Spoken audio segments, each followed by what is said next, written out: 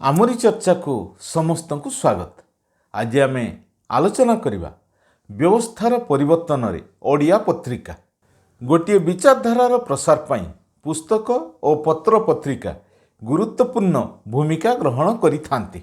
यह स्वीकार्य जे गोटे पुस्तक दीर्घ समय धरी परिवर्तनर वार्ता को प्रसारित करिथाए, किंतु व्यवस्था परिवर्तनर आंदोलन जो समय अनुष्ठित हुए से समय जो पत्र पत्रिका गुड़िक प्रकाशित होता है तार गुरुत्व को मध्य स्वीकार करने पड़े। कारण जो समय यही प्रकार आंदोलन अनुष्ठित हुए से समय पूरपल्ली रे कण अणुकण रे आंदोलन वार्ता को बा विप्लवर वार्ता को यही पत्र पत्रिका माने पहुँचाई थांती। जोठारे जड़े कर्मी पहुँची पारे नहीं सेठारे यही पत्र पत्रिका गुड़िक पहुँची थाए। कौन सी आंदोलन सफलता सही समय सृष्टि होइथिबा साहित्य आंदोलन सफलता उपरे निर्भर करे। जोठारे भी जो प्रकार आंदोलन अनुष्ठित हुए बा व्यवस्था परिवर्तन आंदोलन अनुष्ठित हुए ताहार पश्चात साहित्यर आंदोलन बा लिटरेचर मूवमेंट को गुरुत्व दि जाए एवं ये लिटरेचर मूवमेंट भितर आसूची बा साहित्यर आंदोलन भितर आसी थाए विभिन्न प्रकार संपृक्त पुस्तक विभिन्न प्रकार पत्र पत्रिका जो माने से आंदोलन विचारधारा को प्रसारित करिथांती एवं जो माने ए विचारधारा को प्रति घरे नहींकरी पहुँचे थांती। लोक माने एगुड़िक पढ़ी उद्बुद्ध होइथांती एवं आंदोलन मध्य एमाने सामिल होइथांती। तेणु पुस्तकर प्रसार ता सहित पत्र पत्रिकार प्रसार अनिवार्य एवं ता उपरे गुरुत्व नदेला पर्यंत गोटे आंदोलन सफल हो पारिबो नाही। ओडिशार परिप्रेक्षी रे आमे जदि विचार करिबा ताहले एई जो लिटरेचर मूवमेंट आमे कहूछु बा साहित्यर जो आंदोलन ताहा वर्तमान शिशु अवस्था रे अछि एते भाबरे प्रसारित होई पारि नाही। व्यवस्थार परिवर्तन आंदोलन को प्रसारित करिया पई अनेक पुस्तकर आवश्यकता अछि, अनेक पत्र पत्रिकार आवश्यकता अछि। अवश्य ए दिगरे किछि प्रचेष्टा मध्य होइछि, अनेक किछि पुस्तक आसिलाणी। ओडिशा रे जो समता भित्तिक आंदोलन आरंभ होइछि, जो आर्थिक स्वावलंबनशीलतार आंदोलन आरंभ होइछि, अंधविश्वास विरुद्ध रे जो आंदोलन आरंभ होइछि एवं वैज्ञानिक विचारधारार प्रसार पाई जो आंदोलन आरंभ होइछि एवं सर्वोपरि एक प्रगतिशील समाज गठनर जो आंदोलन आरंभ होइछि जहाकु कि व्यवस्थार परिवर्तन आंदोलन बोली कहा जाई पारे। सेही प्रकार आंदोलन को परिचालित करिया पई दिग्दर्शन देवा पई जेतिकी पुस्तकर आवश्यकता अछि, जेतिकी पत्र पत्रिकार आवश्यकता अछि ताहा यथेष्ट नुहे। एवं ए बाबदको जो राष्ट्रीय स्तर विभिन्न पुस्तक रही से गुड़िकर ओडिया अनुवाद ही किछि मात्रा रे लोकमानक पाखकु जाउछि एवं किछि पुस्तक मध्य ए बाबद को प्रकाशित होइछि, किंतु से गुड़िक यथेष्ट नुहे। यह बादे जो पत्र पत्रिका गुड़िक ओडिशा रे प्रकाशित होउछि ताहा मध्य यथेष्ट नुहे। अनेक पत्र पत्रिका प्रकाशित होइछि किंतु अनेक गुड़िक बंद मध्य हो जाइछि एवं अल्प केतोटी वर्तमान भी चलीछि। तेणु एगुड़िकर प्रसार अत्यंत जरूरी।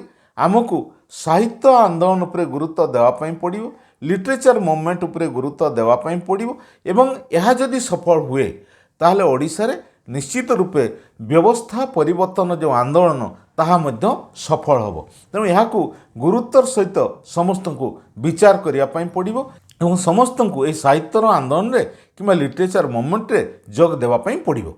वर्तमान परिप्रेक्षी रे विचार कले आमे देखिबा जे ओडिशार किछि बुद्धिजीवी बा इंटेलेक्चुअल वर्ग संगठित होइछन्ति एवं से मानकर प्रचेष्टारे गोटिए पत्रिका प्रकाशित होइछि। से पत्रिकार नाम होछि इंडिजेनस वॉइस। सेई पत्रिकारे जो माने संपृक्त अछन्ति से माने विभिन्न अनुष्ठान उच्च पदस्थ अधिकारी, विश्वविद्यालयर महाविद्यालयर अध्यापक प्रोफेसर माने एथिरे संपृक्त अछन्ति। उद्देश्य होछि एई इंडिजेनस वॉइस माध्यम रे ओडिशार समस्त इंटेलेक्चुअल वर्ग को एई आंदोलन सहित बा व्यवस्था परिवर्तन आंदोलन सहित संयुक्त करिबा एथिपई से माने प्रचेष्टा करुछन्ति ଏହା ହେଉଛି ତାଙ୍କର ମୁଖପତ୍ର ଏବଂ ପ୍ରତି ଜିଲ୍ଲାରେ ୟୁନିଟ୍ ମାନ ଗଠନ କରି ଏହି ପ୍ରକାର ଇଣ୍ଟେଲେକ୍ଚୁଆଲ୍ସ ମାନଙ୍କୁ ଏହି ଆନ୍ଦୋଳନରେ ସାମିଲ କରିବା ହେଉଛି ତାଙ୍କର ଉଦ୍ଦେଶ୍ୟ। ଏହି ପତ୍ରିକା ମାଧ୍ୟମରେ ସେମାନେ ଓଡ଼ିଶାରେ ବ୍ୟବସ୍ଥା ପରିବର୍ତ୍ତନର ଆନ୍ଦୋଳନକୁ ଆଗକୁ ବଢ଼େଇ ନେବା ପାଇଁ ଚେଷ୍ଟା କରୁଛନ୍ତି ଏବଂ ଏହାର ପ୍ରଥମ ସଂଖ୍ୟା ପ୍ରକାଶିତ ହୋଇଛି। ଆଶା କରାଯାଉଛି ଓଡ଼ିଶାରେ ଏହି ତ୍ରୟମାସିକ ପତ୍ରିକାଟି ଗ୍ରହଣୀୟ ହେବ ଏବଂ ପ୍ରତି ଘରେ ଯାଇ ଏ ପତ୍ରିକା ପହଞ୍ଚିବ। ଏହା ସହିତ ଓଡ଼ିଶାର ଯେଉଁ ଓବିସି ମଞ୍ଚ ରହିଛି ତାଙ୍କ ଦ୍ୱାରା ମଧ୍ୟ ଏକ ମାସିକ ପତ୍ରିକା ପ୍ରକାଶିତ ହେଉଛି, ଯେଉଁ ପତ୍ରିକାର ନାମ ହେଉଛି ନବସେତୁ ଏବଂ ଏଥିରେ ମଧ୍ୟ ଓବିସି ମାନଙ୍କର ବା ପଛୁଆ ବର୍ଗମାନଙ୍କର ଯେଉଁ ସମସ୍ୟା ରହିଛି ତେଣୁ ସେ ସମ୍ବନ୍ଧରେ ସଚେତନ କରିବା ପାଇଁ, ତାଙ୍କୁ ସଂଗଠିତ କରିବା ପାଇଁ, ତାଙ୍କୁ ଆନ୍ଦୋଳନମୁଖୀ କରିବା ପାଇଁ ଏ ପତ୍ରିକା ପ୍ରକାଶିତ ହେଉଛି। ଆଶା କରାଯାଉଛି ଇଏ ମଧ୍ୟ ଓବିସି ବର୍ଗମାନଙ୍କ ମଧ୍ୟରେ ଆଦୃତ ହେବ ଏବଂ ଓଡ଼ିଶାରେ ଓବିସି ମାନଙ୍କର ଏକ ବଳିଷ୍ଠ ଆନ୍ଦୋଳନ ଠିଆ ହେବ ବୋଲିକିରି ଆଶା କରାଯାଉଛି। ଏହା ସହିତ ଅନ୍ୟ ଏକ ପତ୍ରିକା ପ୍ରକାଶିତ ହେଉଛି ଏବଂ ଏହା ଦୀର୍ଘ ସମୟ ଧରି ପ୍ରକାଶିତ ହୋଇ ଚାଲିଛି। ଏହି ପତ୍ରିକାର ନାମ ହେଉଛି ଟାଇମ୍ସ ଅଫ୍ ମୂଳ ନିବାସୀ ଏବଂ ଏହା ମଧ୍ୟ ଏକ ଉପାଦେୟ ପତ୍ରିକା। ଏ ପତ୍ରିକାର ମଧ୍ୟ ଉଦ୍ଦେଶ୍ୟ ରହୁଛି ଯେ ଓଡ଼ିଶାରେ ବ୍ୟବସ୍ଥା ପରିବର୍ତ୍ତନର ଆନ୍ଦୋଳନକୁ ଆଗକୁ ଆଗେଇ ନେବା, ଏହାକୁ ତୀବ୍ରତର କରିବା। ତେଣୁ ଏ ପତ୍ରିକା ମଧ୍ୟ ଓଡ଼ିଶାର ଘରେ ଘରେ ପହଞ୍ଚିବା ଜରୁରୀ। ଅନ୍ୟ ଏକ ପତ୍ରିକା ଯାହା କିଛି ବର୍ଷ ଧରି ପ୍ରକାଶିତ ହୋଇଥିଲା ଏବଂ ମଝିରେ ବନ୍ଦ ହୋଇଯାଇଥିଲା ଏବଂ ବର୍ତ୍ତମାନ ଆଉଥରେ ଏହା ପ୍ରକାଶିତ ହେଉଛି ଏବଂ ଏ ପତ୍ରିକାର ନାମ ହେଉଛି ଡେର୍ନା ଏବଂ ଇଏ ମଧ୍ୟ ଏକ ଉପାଦେୟ ପତ୍ରିକା।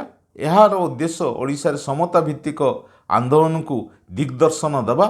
ଅନ୍ୟ ଏକ ପତ୍ରିକା ଦୀର୍ଘ ସମୟ ଧରି ଓଡ଼ିଶାରେ ପ୍ରସାରିତ ହୋଇଥିଲା ଏବଂ ଓଡ଼ିଶାରେ ଆମ୍ବେଦକରବାଦୀ ଆନ୍ଦୋଳନକୁ ଦିଗ୍ଦର୍ଶନ ଦେଉଥିଲା ଏବଂ ପ୍ରସାରିତ ମଧ୍ୟ କରି ଚାଲିଥିଲା। ଏ ପତ୍ରିକାର ନାମ ହେଉଛି ଦଳିତ ବାର୍ତ୍ତା। ବର୍ତ୍ତମାନର ପରିପ୍ରେକ୍ଷୀରେ ଏ ପତ୍ରିକା ବନ୍ଦ ହୋଇଯାଇଛି। ଅନ୍ୟ ଏକ ପତ୍ରିକା ଏବେ ପ୍ରକାଶିତ ହେଉଛି ଯାହାର ନାମ ହେଉଛି କ୍ରାନ୍ତିର ବାର୍ତ୍ତା। ଇଏ ମଧ୍ୟ ଏକ ଉପାଦେୟ ପତ୍ରିକା। ଅନ୍ୟ ଏକ ସୁନ୍ଦର ପତ୍ରିକା ପ୍ରକାଶିତ ହେଉଥିଲା ଯାହାର ନାମ ଥିଲା ଅଧିକାର, କିନ୍ତୁ ଏ ପତ୍ରିକା ବର୍ତ୍ତମାନ ବନ୍ଦ ହୋଇଯାଇଛି। ବିଭିନ୍ନ ଅସୁବିଧାର ସମ୍ମୁଖୀନ ହୋଇ ପତ୍ରିକା ବନ୍ଦ ହୋଇଯାଇଛି, କିନ୍ତୁ ସମୟ ଥିଲା ଏ ପତ୍ରିକା ମଧ୍ୟ ଓଡ଼ିଶାରେ ବ୍ୟବସ୍ଥା ପରିବର୍ତ୍ତନର ଆନ୍ଦୋଳନକୁ ପ୍ରସାରିତ କରି ଚାଲିଥିଲା। ଏହା ବାଦେ ଅନ୍ୟ ଏକ ପତ୍ରିକା ପ୍ରକାଶିତ ହେଉଥିଲା ସାମ୍ୟବାଦୀ ବିଚାରଧାରାକୁ ନେଇ, ତାର ନାମ ମଧ୍ୟ ଥିଲା ଅଧିକାର ଏବଂ ଇଏ ମଧ୍ୟ ସୁନ୍ଦର ପ୍ରଗତିଶୀଳ ଲେଖାମାନ ପ୍ରକାଶିତ କରୁଥିଲା।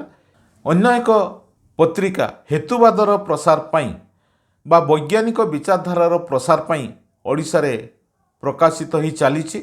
ମଝିରେ ମଝିରେ ସେ ପତ୍ରିକା ଗୁଡ଼ିକ ଆସୁଛି। ସେ ପତ୍ରିକାର ନାମ ହେଉଛି ଚର୍ଚ୍ଚା। ତେଣୁ ସେ ପତ୍ରିକା ମଧ୍ୟ ଘରେ ଘରେ ପହଞ୍ଚିବା ଦରକାର, ଯାହାଦ୍ୱାରା ବୈଜ୍ଞାନିକ ଚେତନାର ପ୍ରସାର ହୋଇପାରିବ।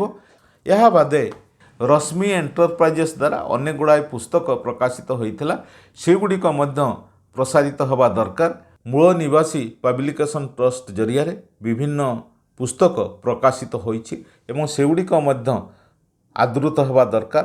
ସେଗୁଡ଼ିକ ମଧ୍ୟ ସମସ୍ତଙ୍କ ନିକଟରେ ପହଞ୍ଚିବା ଦରକାର। ଏହି ପ୍ରକାର ଅନେକ ଗୁଡ଼ାଏ ପତ୍ରିକା ଏବଂ ଅନେକ ଗୁଡ଼ାଏ ପୁସ୍ତକ ପ୍ରକାଶିତ ହୋଇଛି ଓଡ଼ିଶାରେ ବ୍ୟବସ୍ଥା ପରିବର୍ତ୍ତନର ଆନ୍ଦୋଳନକୁ ପ୍ରସାର କରିବା ପାଇଁ। ଏଗୁଡ଼ିକ ଆଦୃତ ହେବା ଦରକାର। ତେଣୁ ଏହି ପତ୍ରିକା ବା ପୁସ୍ତକ ଗୁଡ଼ିକ ଓଡ଼ିଶାର ସମସ୍ତ ଆଦିବାସୀ, ଦଳିତ, ପଛୁଆବର୍ଗ, ସଂଖ୍ୟାଲଘୁ, ମହିଳା ଏବଂ ଅତ୍ୟାଚାରିତ ଲୋକମାନଙ୍କ ନିକଟରେ ନିହାତି ପହଞ୍ଚିବା ଦରକାର। ତାହେଲେ ଯାଇ ଓଡ଼ିଶାରେ ଏକ ବ୍ୟାପକ ବ୍ୟବସ୍ଥା ପରିବର୍ତ୍ତନର ଆନ୍ଦୋଳନ ସଂଗଠିତ ହେବ। ଯଦି ଆମେ ବ୍ୟବସ୍ଥା ପରିବର୍ତ୍ତନର ଆନ୍ଦୋଳନକୁ ସଫଳ କରିବା ପାଇଁ ଚାହୁଁଛୁ ତାହେଲେ ଆମକୁ ପ୍ରଥମେ ସାହିତ୍ୟର ଆନ୍ଦୋଳନ ଆରମ୍ଭ କରିବା ପାଇଁ ପଡ଼ିବ। ତେଣୁ ବର୍ତ୍ତମାନ ସମୟରେ ସେ ପାକ୍ଷିକ ହେଉ, ମାସିକ ହେଉ କିମ୍ବା ତ୍ରୈମାସିକ ହେଉ, ଯେଉଁ ପତ୍ରିକା ଗୁଡ଼ିକ ପ୍ରକାଶିତ ହେଉଛି ଏଗୁଡ଼ିକ ପରସ୍ପରର ବିରୋଧୀ ନୁହନ୍ତି, ଏଗୁଡ଼ିକର ଲକ୍ଷ୍ୟ ସମାନ। ତେଣୁ ଏ ସମସ୍ତର ପ୍ରସାର ଅତ୍ୟନ୍ତ ଜରୁରୀ।